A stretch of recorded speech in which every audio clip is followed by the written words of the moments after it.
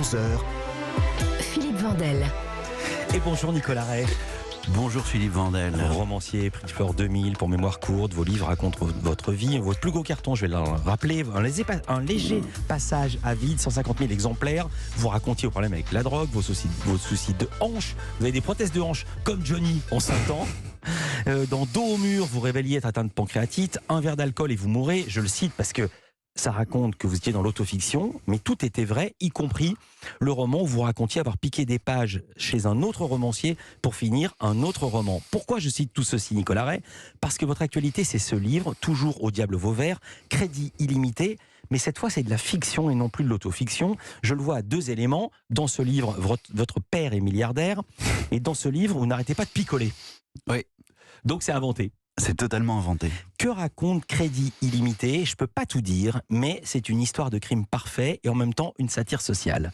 Oui, il y a quand même quelque chose qui n'est pas inventé, c'est que à l'âge de 20 ans, j'ai travaillé 1 mois en usine à Bernay avec des ouvriers qui remplissaient des bidons de produits chimiques de désherbants, et cette usine allait fermer en fin d'année.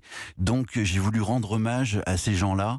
Le narrateur doit en licencier 15 pour recevoir 50 000 € de son père qui dirige cette énorme multinationale. Et en fait, au départ, il est plutôt d'accord. Il se dit, bon, il est un peu cynique, un peu revenu de tout. Il se dit, c'est pas un souci de licencier 15 personnes que je connais pas. Et puis, il va découvrir que derrière ces salariés se cachent des êtres de chair et de sang avec un passé, des failles, des crédits à rembourser. Et surtout, il va pas avoir le courage de le faire, ou plutôt il va trouver le courage de ne pas le faire. Et là, les problèmes vont commencer. Le courage et la combine, parce qu'il y a aussi de l'intelligence. Il doit les virer, mais il les voit pas derrière un tableau Excel, il les reçoit dans son bureau. Ouais. Et là, il voit de l'humain et ça change tout. Oui. Puis ça permet de faire des scènes un peu drôles. Alors, c'est à la fois un roman, comme dit votre dossier de presse, délicieusement immoral, et en même temps, c'est très moral. Il y a un peu les bons et les méchants. Oui, mais on se rend compte que le méchant a des bons côtés et que le bon est pas forcément dénué de perversité. Mais comme disait Oscar Wilde, la perversité est un mythe inventé par les braves gens pour expliquer l'étrange attrait de certains autres. Donc c'est intéressant, la perversité, vous voyez. Et la morale, l'inconvénient, c'est que c'est toujours celle des autres. Donc il faut se méfier avec la morale. Il y avait ça dans une chanson de Léo Ferré, c'est dans votre livre. La morale, celle des autres, vous l'avez piqué à Léo Ferré ou pas ? Ouais, c'est un hommage, bien sûr. Je me suis dit, je me suis dit que peut-être Ferré l'a piqué à quelqu'un d'autre aussi. Oh, certainement. Il y a des fulgurances, comme toujours chez Nicolas Ray. Page 48, vous écrivez ceci, c'est une fin de chapitre. Dites-vous que la vie est une farce, une mascarade absurde sans foi ni loi, parfois aussi une petite chipie qui vous aime beaucoup. Et lorsque vous allez mourir, rien de tout cela ne vous sera véritablement arrivé. Ouais. Vous voulez dire que même la vie est une fiction ? Oui, c'est ça. C'est-à-dire que moi, très tôt, j'ai une sorte de foi à l'envers. C'est-à-dire que j'ai réalisé que les gens qui allaient dans les églises, par exemple, c'était ou des personnes âgées ou des gens malades. Je me suis dit, il y a peut-être un truc qui cloche. Et j'ai réalisé qu'on allait devenir ce qu'on était avant de naître, une fois mort, à savoir rien, une sorte de sommeil profond. Tout ça n'avait aucun sens. Là, vous parlez du XXe siècle. Parce qu'au XIXe siècle, au XVIIIe, les jeunes allaient à l'église et croyaient à Dieu dur comme fer. Oui. Bon, moi, je suis né un peu plus tard, donc voilà.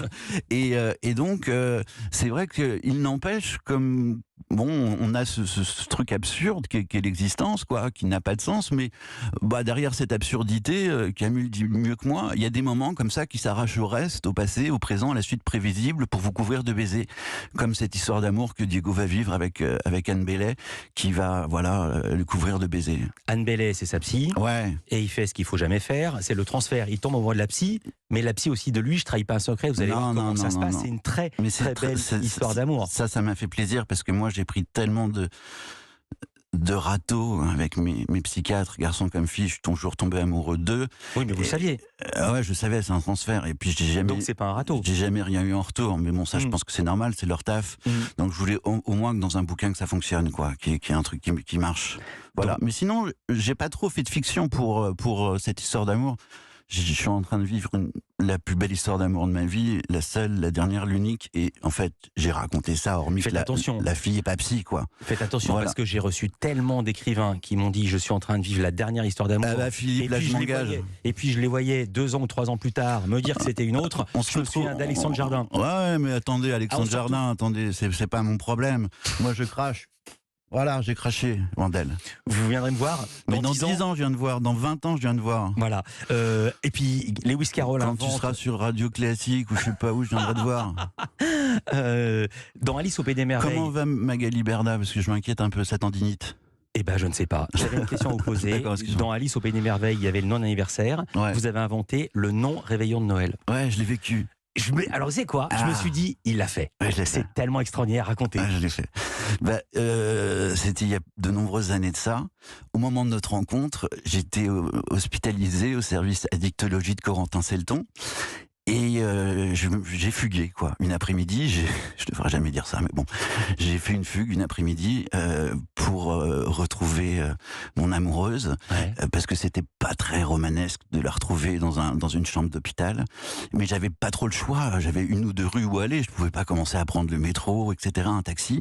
Et donc, je suis allé dans une sorte j'ai trouvé un seul hôtel, mais c'était un hôtel borgne, un hôtel 1 étoile pourri, quoi. Et j'ai loué une chambre pour la journée. Et en fait, on était mi-novembre, donc heureusement, Monoprix avait déjà mis les trucs de Noël, sapin, guirlandes électriques, boules de Noël, etc. J'ai tout acheté et j'ai transformé la chambre d'hôtel miteuse en palais des 1000 et une nuits, quoi. Sapin, alors on était le 11 novembre, tu vois, le truc a rien à voir. Sapin, guirlande, boules. J'ai acheté des cadeaux. J'ai acheté un panier en osier en lui disant, bah, le jour où on se fera un pique-nique, alors c'était la première fois on faisait l'amour. On avait, voilà, quoi. Je lui dis, je t'ai acheté un panier en osier, un jour où on prendra un pique-nique au bord de la Je suis obligé plage. de l'interrompre. Elle a été heureuse, mais c'était la première fois que vous faisiez l'amour ensemble tous les deux? Oui, Le jour du faux Noël. oui. Dans Quelle cette histoire. chambre. Et alors, pardon. Non. Et alors, on marque une pause. Il faut se remettre de ses émotions. Et il faut la pub. Nicolas Ray avec nous, évidemment. Et puis, on va parler musique avec Stéphanie Loire. À tout de suite.